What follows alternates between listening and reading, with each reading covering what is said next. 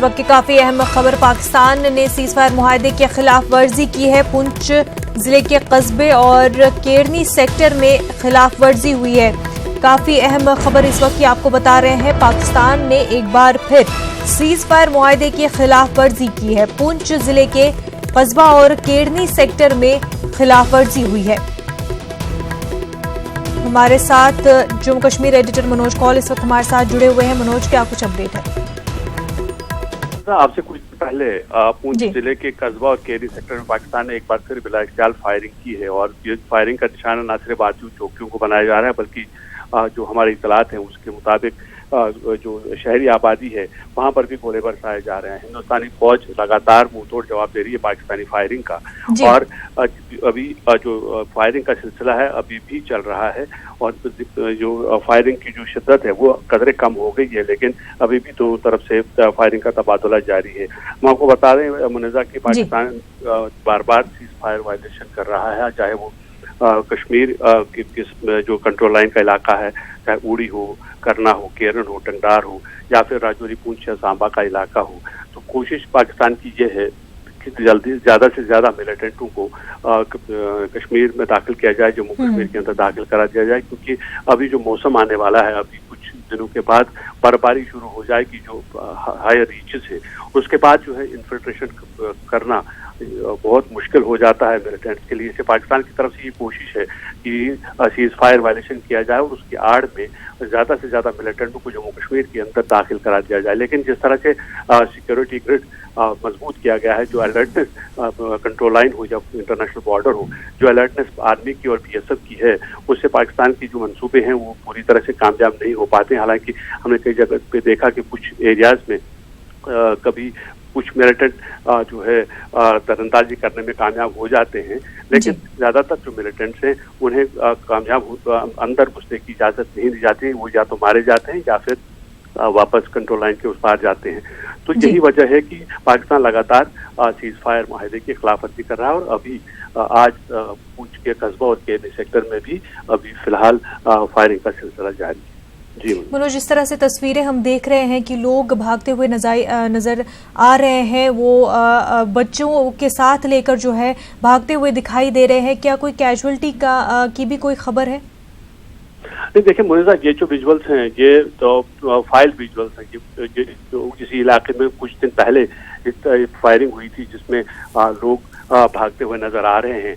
आज इस तरह अभी जो फायरिंग हुई है, अभी हमारे जो रिपोर्टर्स हैं वो ग्राउंड पे पहुंचने की कोशिश कर रहे हैं क्योंकि काफी दूर इलाका ये पड़ता है और अभी हमारे रिपोर्टर्स वहां तक नहीं पहुंच पाए हैं। वो कोशिश कर रहे हैं कि आज के विजुअल्स हम नाज़रीन को दिखाएं। ये जो विजुअल्स हमारी स्क्रीन पे चल रहे हैं मुनज़्ज़ा, ये तो फाइल विजुअल्स हैं। कुछ दिन पहले जब पाकिस्तान की तरफ से फायरिंग की गई तो इन विजुअल्स में भी साफ देखा जा सकता है कि किस तरह से पाकिस्तान जो शहरी आबादी है उन इलाकों को निशाना बनाता है और जिससे आम जो लोग हैं कंट्रोल लाइन के पास रहने वाले उन्हें किस तरह की दिक्कतों का सामना करना पड़ता है, कितनी परेशानियां होती हैं। कई बार हमने देखा कि जानी नुकसान भी हुआ, आम जो शहरी है वो भी मारे गए, जख्मी भी हो गए और साथ ही जो रोजमर्रा की जो जिंदगी है इन इलाकों में वो भी बहुत मुश्किल हो जाती है फायरिंग के नतीजे। बिल्कुल मनोज, बेहद शुक्रिया आपका। दिल्ली में अयोध्या मुकदमे के मुतवक्का फैसले के पेश नजर मिली तंजीमों की मीटिंग जारी है। दिल्ली में जमीयत उलमाए हिंद के दफ्तर में मीटिंग चल रही है। मीटिंग में नेशनल माइनॉरिटी कमीशन के साबिक सदर वजाहत हबीबुल्लाह पहुंचे हैं, जबकि वहीं अख्तरुल वासे और शाहिद सिद्दीकी भी मीटिंग में शरीक हैं। मौलाना मोहसिन तकवी और मुज्तबा फारूक भी मीटिंग में मौजूद हैं। निस्फ दर्जन मुस्लिम अरकान पार्लियामेंट को भी मीटिंग में मदऊ किया गया है। राम मंदिर अयोध्या तनाज़ा यानी विवाद को लेकर के फैसला जल्द आने वाला है। 13 तारीख तक ये फैसला आ सकता है। कल आरएसएस की मीटिंग्स हुई थी और आज मुस्लिम तंजीमों की मीटिंग हो रही है। ये जमीयत उलमा हिंद का दफ्तर है जहां पर ये सारी मीटिंग चल रही है। ये वो बिल्डिंग है जहां मीटिंग चल रही है। इसके अंदर एक मदनी हॉल है और उसी मदनी हॉल में जो सारे मुस्लिम तंजीमों के सरबराहान हैं, लीडर्स हैं, वो पहुँचे हैं। मौलाना अरशद मदनी जो जमीयत उलमा हिंद के सदर हैं, नवेद हामिद जो ऑल इंडिया मुस्लिम मजलिस मुशावरत के सदर हैं, शाहिद सिद्दीकी हैं और साबिक नेशनल माइनॉरिटी कमीशन के चेयरमैन वजाहत हबीबुल्लाह वो पहुँचे हैं। प्रोफेसर अख्तरुल वासे पहुँचे हैं और इसके अलावा प्रोफेसर सुलेमान जो INL पार्टी के सदर हैं वो पहुंचे हैं। तो ये सारे लोग हैं, मीटिंग कर रहे हैं। हालांकि इस मीटिंग में मुस्लिम मेंबरान पार्लियामेंट को भी बुलाया गया था, लेकिन कोई भी मुस्लिम मेंबरान पार्लियामेंट में से यहाँ पर नहीं पहुंचा है। 12 बजे करीब ब्रीफ किया जाएगा, लेकिन ये पूरी मीटिंग जो है ये अयोध्या मामले के तनाजुर में है। किस तरह का फैसला आएगा, किस तरह का रिएक्शन होना चाहिए, इन सारे मामलात को ये लोग मीटिंग में गौर करेंगे और उसके बाद अपना बयान प्रेस के सामने रखेंगे। कैमरामैन गौरव सक्सेना के साथ खुरम शहजाद, न्यूज़ 18 दिल्ली। तेलंगाना में रोड ट्रांसपोर्ट कॉरपोरेशन के मुलाजमीन की हड़ताल 29वें दिन में दाखिल हो गई है। मुलाजमीन तंजीमों की किसी भी मांग को मानने से हुकूमत इनकार करती आ रही है। आज दोपहर के बाद KCR काबीना की अहम मीटिंग होने वाली है, जिसमें प्राइवेट बसों को किराए पर लेकर चलाने की तजवीज मंजूर की जा सकती है। हुकूमत चाहती है कि तेलंगाना में 4000 रूट्स पर बसें चलाने के लिए निजी बस ऑपरेटर्स को परमिट्स दिए जाएं। KCR हुकूमत RTC मुलाजमीन के हड़ताल के तय अपने अड़ियल रवैये पर कायम है। उधर तेलंगाना हाई कोर्ट ने RTC की माली सूरत हाल पर दानिस्ता हकाइक छुपाने पर इंतजामिया की सरजनिश की है। RTC इंतजामिया को आइंदा जुमेरात तक एक और रिपोर्ट पेश करने का अदालत ने हुक्म दिया है। बताया जा रहा है अदालत के सख्त रुख के बाद आज KCR काबीना की मीटिंग काफी अहम रहेगी। हमारे नुमाइंदे अनीस रहमान इस वक्त हमारे साथ जुड़ चुके हैं। अनीस, आपसे जानना चाहेंगे, जिस तरह से कोर्ट ने जो है सरजनिश की है, उसके बाद अब KCR की काबीना की मीटिंग होने जा रही है, क्या माना जा रहा है? क्या अब कुछ नरमी इख्तियार कर पाएगी ये गवर्नमेंट? क्या कुछ मांगों को, जो मुलाजमीन हड़ताल पर है उनकी कुछ मांगों को पूरा किया जाएगा? मेरे ख्याल में शायद ऐसा नहीं होगा, क्योंकि आज की जो काबीना की मीटिंग है वो गवर्नमेंट का जो मौक़िफ़ है उसको शायद वो एंडोर्स करने के लिए, उसको इम्प्लीमेंट करने के लिए आज ये कैबिनेट मीटिंग मुनासिब कर रहे हैं। KCR का जो के चंद्रशेखर राव तेलंगाना के चीफ मिनिस्टर हैं, अब पहले दिन से ही उनका ये मौक़िफ़ था कि RTC बहुत बड़े खसारे में से दो चार है और वहाँ पर जो एम्प्लॉइज़ की मांगे हैं उनको की सैलरीज बढ़ाना या और जो अमला है उसके तकर्रुर का वो नहीं किया जा सकता। तो वो शायद आज जो काबीना की मीटिंग है उसमें वो ये फैसला लेने जा रहे हैं कि एक तो 50% जो है जो एम्प्लॉइज जो RTC की बसेस हैं उसको वहाँ पर बरकरार रखा जाएगा और 30% जो है वो बसेस प्राइवेट बसेस हायर करेंगे, जिसको RTC के ही बस ड्राइवर और कंडक्टर्स वगैरह उसको चलाएंगे। और ये भी उनका मंसूबा है कि जो 20% जो बसेस हैं वो बिल्कुल प्राइवेटाइज कर दिया जाएगा।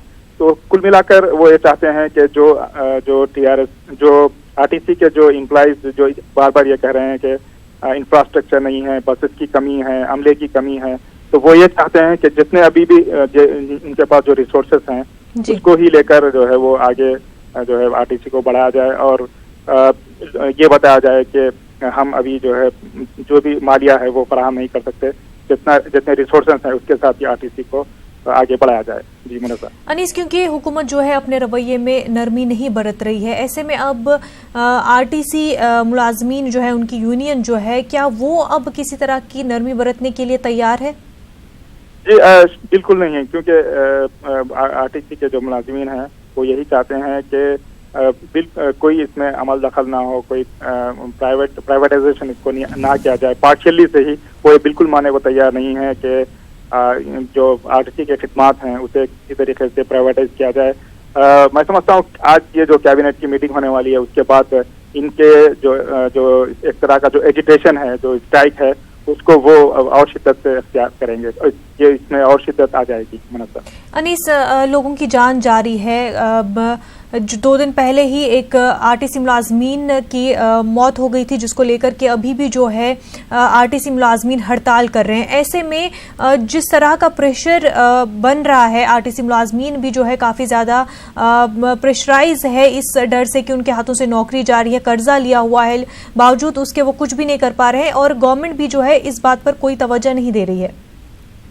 जी हाँ, कल शाम करीमनगर में जो RTC का एक मुलाजिम था उसकी जो आखिरी रसूमात अदा करने के लिए जो जुलूस निकाला गया और जिस तरीके से पूरे तेलंगाना से RTC के एम्प्लॉइज वहाँ जमा हुए थे और जिस तरीके से उन्होंने वहाँ पर प्रोटेस्ट किया, उसको देखकर ऐसा ही लग रहा है कि अभी जो RTC के एम्प्लॉइज हैं वो जो है बहुत ज़्यादा दिल बर्दाश्त होते जा रहे हैं उनका जो है सबर भी जो है वो खत्म होता जा रहा है। तो इस सूरत हाल में ये ऐसा भी लग रहा है कि आरटीसी एम्प्लॉइज के अलावा भी जो दूसरे एम्प्लॉइज हैं, दूसरी सरकारी तंजीमें और दूसरी गैर सरकारी तंजीमें हैं और जो दूसरी सियासी जो जमातें हैं, वो सब एक तरीके से आरटीसी मुलाजमीन के सपोर्ट में आएंगे और ये जो प्रोटेस्ट है वो और शदीद होता जाएगा। बिल्कुल अनीस, बेहद शुक्रिया आपका। आगे बढ़ते हैं। कांग्रेस की अबूरी सदर सोनिया गांधी ने आज पार्टी जनरल सेक्रेटरीज और मुख्तलिफ रियासतों में पार्टी अमूर के इंचार्ज की मीटिंग तलब की है। 5 नवंबर से शुरू होने वाले एहतजाज के पेश नजर इस मीटिंग को अहम माना जा रहा है। समझा जाता है कि 10 दिनों तक चलने वाले एहतजाज की तैयारियों के हवाले से इस मीटिंग में तबादले ख्याल किया जाएगा। पार्टी मुख्तलिफ मामलों पर मरकजी हुकूमत के खिलाफ महाज खोलने जा रही है। दिल्ली से हमारे नुमाइंदे अशरफ काजमी इस वक्त हमारे साथ जुड़ चुके हैं। अशरफ, आपसे जानना चाहूंगी कि कांग्रेस जो है एहतजाज करने वाली है मरकजी हुकूमत के खिलाफ, ऐसे में मीटिंग भी होने जा रही है। कितने बजे मीटिंग होगी और कौन कौन से लीडरान इस मीटिंग में शिरकत करेंगे? देखिए मुनज़्ज़ा, ये कांग्रेस ऑफिस में यानी AICC में शाम को 5 बजे मीटिंग होगी और इसमें खुद सोनिया गांधी हैं और तमाम जो कांग्रेस के राष्ट्रीय महासचिव हैं वो इसमें इन्वॉल्व, उनको बुलाया गया है। दूसरा, जो राज्यों के प्रभारी हैं वो हैं और जो फ्रंटल ऑर्गेनाइजेशंस के अध्यक्ष हैं, बड़े पदाधिकारी हैं, उनको भी बुलाया गया है। 5 से 10 नवंबर तक कांग्रेस ने ये 10 दिनों का अपना एक प्रदर्शन का रखा है केंद्र सरकार के खिलाफ, जिसमें किसानों की समस्याएं हैं, गिरती अर्थव्यवस्था है, बेरोजगारी है, रोजगार के अवसर खत्म होना, ये तमाम मुद्दे रहेंगे। इन सब मुद्दों को लेकर चर्चा की जाएगी। आज की जो मीटिंग है वो मुख्य रूप से इस पर ज्यादा फोकस रहेगा कि हमने तैयारियां कैसी की हैं, हमारी रणनीति कैसी है, हमारे जो मुद्दे हैं क्या जनता के बीच में जाके कांग्रेस का भी प्रतिनिधित्व करेंगे और जनता की आवाज भी बनेगी, क्योंकि जनता की आवाज कांग्रेस उठाना चाह रही है। तो कहीं ऐसा ना हो कि उनकी आवाज उठाने में कांग्रेस भी पीछे है, क्योंकि ये एक बड़ा मुद्दा मिला है कांग्रेस को, क्योंकि अभी चुनाव झारखंड के अनाउंस हो चुके हैं, उसके बाद फिर बिहार और दिल्ली के चुनाव भी हैं। तो उससे पहले कांग्रेस अपनी ताकत को और बढ़ाना चाहती है, केंद्र के खिलाफ ज्यादा मजबूती के साथ खड़ा होना चाहती है। इसी वजह से ये एक मीटिंग आज शाम को बुलाई है, इसमें समीक्षा की जाएगी। मुनज़्ज़ा, एक चीज और आपको बता दें कि मंडे को यानी 4 तारीख को कांग्रेस ने विपक्षी जो दल हैं उनके साथ भी मीटिंग करने का फैसला किया है कि वो लोग इस मुहिम में शामिल हैं। यानी क्योंकि कांग्रेस लगातार कोशिश कर रही है कि इसमें सिर्फ अपने ही नहीं, विपक्ष को भी एक मजबूत विपक्ष, एक बड़ा मजबूत विपक्ष हो सके केंद्र के खिलाफ, उसको एकजुट किया जाए। तो उसके लिए सोमवार को बातचीत की जाएगी विपक्षी दलों से। जी मुनज़्ज़ा। तो अशरफ, क्या समझा जाए कि अब कांग्रेस जो है कोशिश कर रही है वापस एक्शन में आने की, क्योंकि अभी तक जो है बिल्कुल ऐसा लग रहा था कि कांग्रेस सो रही है, तो अब क्या जागने की तैयारी कर रही है कांग्रेस अपनी मौजूदगी का एहसास दिलाने के लिए? बिल्कुल मुनज़्ज़ा, देखिए जैसे रिजल्ट आए हैं अभी महाराष्ट्र के और हरियाणा के, उससे थोड़ा सा इनका जो बूस्टअप है वो मोराल बढ़ा है, इनका कार्यकर्ताओं में जोश बढ़ा है, क्योंकि जैसे ये एक्सपेक्ट कर रहे थे उनसे ज्यादा हरियाणा में कांग्रेस को मिला है। तो इसी वजह से अब क्योंकि झारखंड के अनाउंस हो चुके हैं, उसके बाद फिर दिल्ली और बिहार के चुनाव होने, तो मजबूत करना चाह रही है। अपनी जो खोई हुई जमीन है उसको तलाशने में है कि वो इसकी जमीन मिल जाए और मजबूती, साथ साथ कांग्रेस को विपक्ष के जो है एक जो लाइक माइंडेड पार्टीज हैं उनका साथ भी मिले, तो उसके ऊपर ये फोकस किया जा रहा है। बिल्कुल अशरफ, तो क्या बीजेपी कुछ काउंटर करने के लिए ये जो पूरा एहतजाज का प्रोग्राम बनाया जा रहा है उसको काउंटर करने के लिए भी कुछ कर रही है, या अभी तक जो है महाराष्ट्र और दीगर कामों में ही बीजेपी बिजी है और वो नहीं समझती कि कांग्रेस जो है फिर से उस तरह का एजेंडा कोई क्रिएट कर पाएगी बीजेपी के खिलाफ? देखिए ये तो बहुत जाहिर सी बात है, मतलब कांग्रेस बीजेपी के जो लोग हैं वो इस पूरी जो इनकी कांग्रेस की स्ट्रेटेजी है उस पर नजर बनाए हुए हैं। हालांकि अभी जो उनका फोकस है वो महाराष्ट्र है, वहां पे सरकार बनाने का जो दिक्कतें आ रही हैं, जो समझौते की बातें होनी चाहिए, अभी उस पर फोकस है।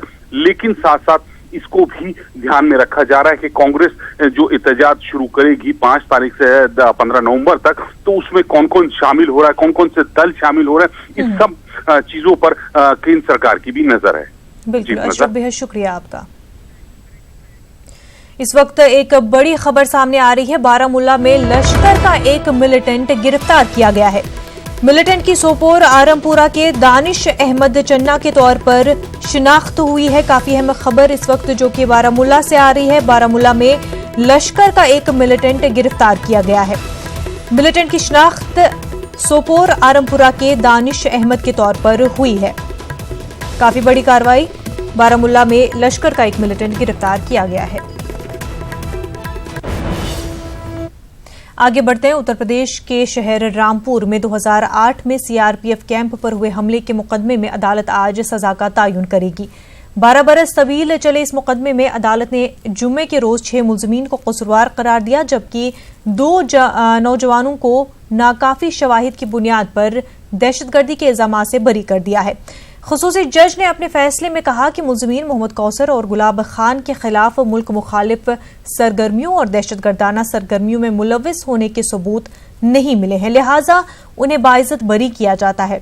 खुसूसी अदालत ने एक और मुलजिम फहीम अंसारी को दफा 420 के मामले में कसूरवार ठहराया है, लेकिन इस दफा के तहत मिलने वाली सजा से ज्यादा वक्त फहीम जेल में गुजार चुका है, इसलिए उसे रिहाई मिल सकती है। जिन मुलजमीन को अदालत ने कसूरवार ठहराया है उनके नाम इमरान शहजाद, मोहम्मद फारूक, सुबहुद्दीन, मोहम्मद शरीफ, जंग बहादुर हैं। महाराष्ट्र में हुकूमत साजी के लिए शिवसेना बीजेपी के दरमियान रसाकशी जारी है, लेकिन बीजेपी ने हुकूमत साजी के लिए तैयारी शुरू कर दी है।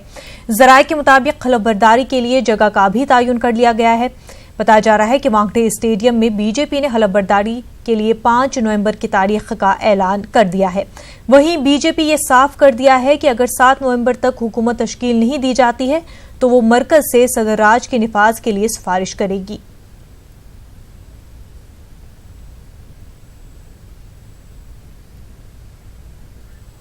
शिवसेना लीडर संजय रावत ने सदर राज नाफिज करने की धमकी पर अपना रद्दमल जाहिर किया है। उन्होंने कहा कि महाराष्ट्र के अवाम धमकी देने वालों को माफ नहीं करेंगे।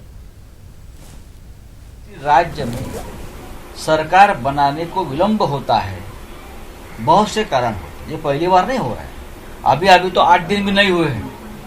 तो 8 दिन के अंदर ही अगर सत्ताधारी पार्टी के एक मंत्री महोदय अगर कहते हैं कि सरकार नहीं बनी, सरकार नहीं बनाई जाएगी, तो महाराष्ट्र में राष्ट्रपति शासन लागू किया जाएगा। क्या ये धमकी है? इस प्रकार की धमकियां राष्ट्रपति शासन की देकर सत्ता में आने की अगर कोई कोशिश करता है तो महाराष्ट्र की जनता, मराठी मानुस ये धमकी को कोई महत्व नहीं देगा। और अब बात करते हैं फजाई आलूदगी की।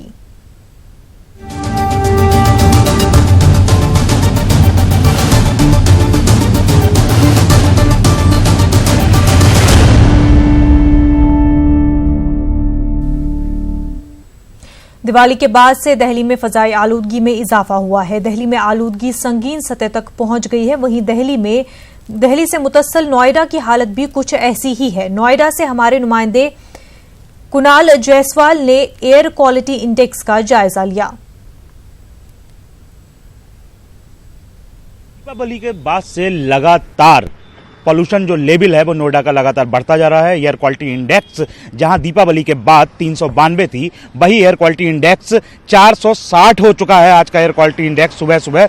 और उसके पीछे कारण है कि जो अभी भी निर्माण कार्य है, चाहे वो सड़क निर्माण कार्य हो या वो बिल्डिंग निर्माण कार्य हो, वो उस पर पूरी तरह रोक नहीं लगी। आप तस्वीरों में देख सकते हैं कि हमने दिखाया था कि किस तरह से सड़क का निर्माण चल रहा है, कल ये बताया था। हालांकि अभी वो काम रुका हुआ है, लेकिन शाम होते ही ये सारे लोग सक्रिय हो जाते हैं। और वहीं बात करते हैं जो कंस्ट्रक्शन साइट पे काम हो रहा है वो किस तरह से नोएडा की आज की स्थिति है, वो हम आपको तस्वीरों में दिखाएंगे कि जो ऊंची ऊंची बिल्डिंगें हैं वो बिल्डिंगें इस समय धुंध की वजह से साफ दिख नहीं रही हैं। क्यों? ये सिर्फ धुंध नहीं है, ये वो स्मॉग है जिसके चलते जो लोगों को जहरीली हवा जिसके चलते उनको फेफड़े में जा रही है और वो उन लोगों को बहुत बीमार बना सकती है। और इसके चलते तमाम प्रशासन यहाँ दावे कर रहा है कि इसको रोकने के उपाय किए जा रहे हैं, पोल्यूशन लेवल कम करने के उपाय किए जा रहे हैं, लेकिन लगातार कल का जो AQI था वो नोएडा का करीब 500 के पार था। तो लगातार ये बढ़ता जा रहा है। दावे जरूर किए जा रहे हैं प्रशासन की तरफ से तमाम तरह के कि पोल्यूशन लेवल कम कराने की बात की जा रही है, लेकिन धरातल पे ग्राउंड रिपोर्ट 0 है। कुणाल जायसवाल, न्यूज़ 18 उत्तर प्रदेश, नोएडा। वादी कश्मीर के मुगल बागात को यूनेस्को के आलमी सकाफती विरसे मकामात की फहरिस्त में शामिल करने के लिए हुकूमत एक मरतबा फिर सरगर्म हो गई है। इस ज़िम्न में तफसीली दस्तावेजात की तैयारी के लिए टेंडर्स तलब किए गए हैं। पेश है सनम तसद्दुक की खास रिपोर्ट। आप देखिए रिपोर्ट, हमें दीजिए इजाजत। आदाब।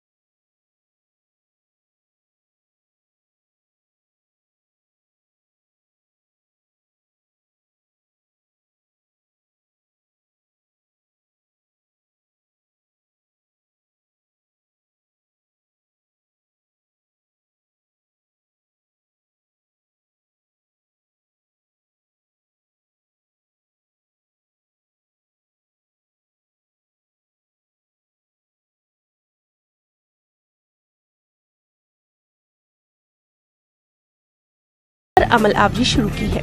हुकूमत ने मुख्तलिफ कंसल्टेंट से टेंडर्स तलब किए जो कि मुगल बागात को यूनेस्को की फहरिस्त में शामिल कराने के लिए तफसीली दस्तावेजात तैयार करेंगे।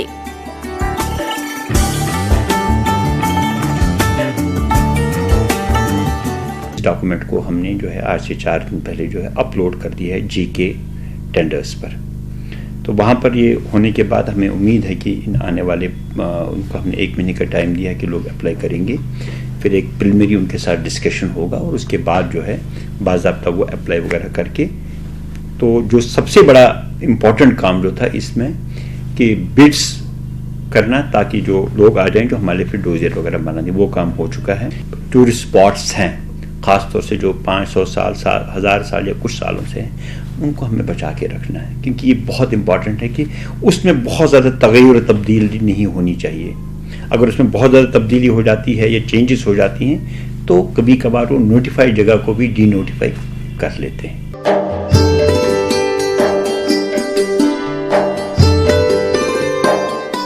वादी के 6 मुगल बागात को यूनेस्को की लिस्ट में शामिल करने के इक़दाम किए जा रहे हैं, जिनमें श्रीनगर में वाक़े निशात बाग, शालीमार बाग, चश्मे शाही, परी महल और अनंतनाग में वाक़े अछबल और वीरीनाग शामिल हैं।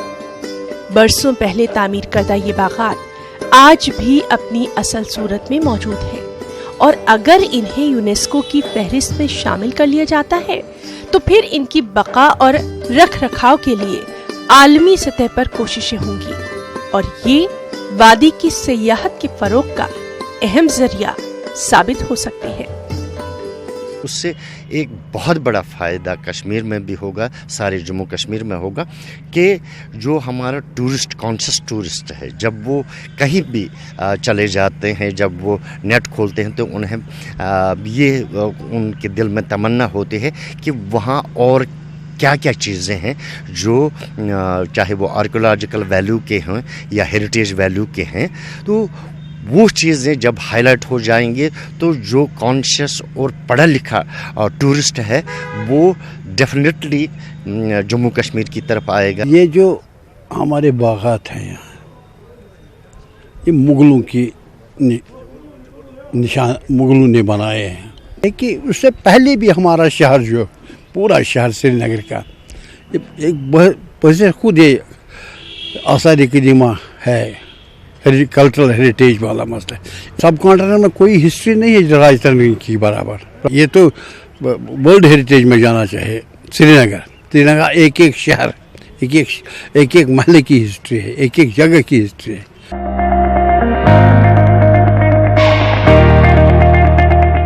तंजीम इंटैक का कहना है कि साल 2010 में की गई पहल के तहत ही मुगल बागात को यूनेस्को की फहरिस्त में शामिल करने के लिए संजीदा इक़दाम करने की जरूरत थी। तंजीम का कहना है कि अब इस हवाले से मुसाबिकत काफी बढ़ गई है।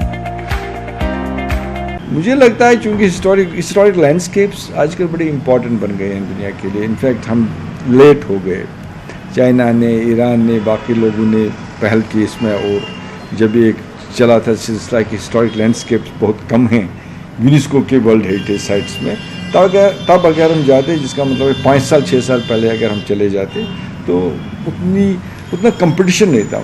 मुश्किल इसमें यह है कि कंपटीशन बढ़ जाता है। अब government of India has to take a call on this कि वो किस तरह से कितनी जल्दी ये कर पाएँ जब यहाँ से ये डोजियर बन के जाएगा, और फिर वो कितना अपना असर इस्तेमाल कर सकते हैं वहाँ। ये एम्फसाइज करने के लिए ये गवर्नमेंट ऑफ इंडिया चाहती है इस प्रपोजल को फेवरेबली कंसिडर किया जाए, और जब ये चला भी जाएगा उनके यूनेस्को के पास, उस वक्त ये प्रपोजल कंसिडर होगा बाकी प्रपोजल के साथ, जिसका मतलब है कि हिस्टोरिक लैंडस्केप का ये एक ही प्रपोजल चला जाना चाहिए, जो मुझे लगता है अर्लीस्ट हम 2021 में अब कर पाएंगे।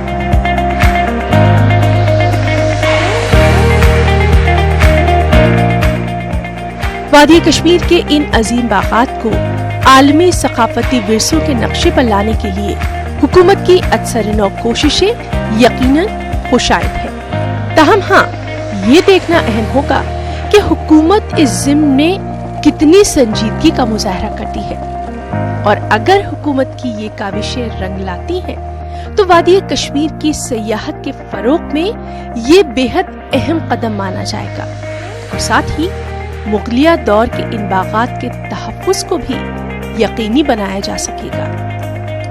न्यूज़ 18 उर्दू के लिए श्रीनगर से सनम तसद्दुक़ की रिपोर्ट।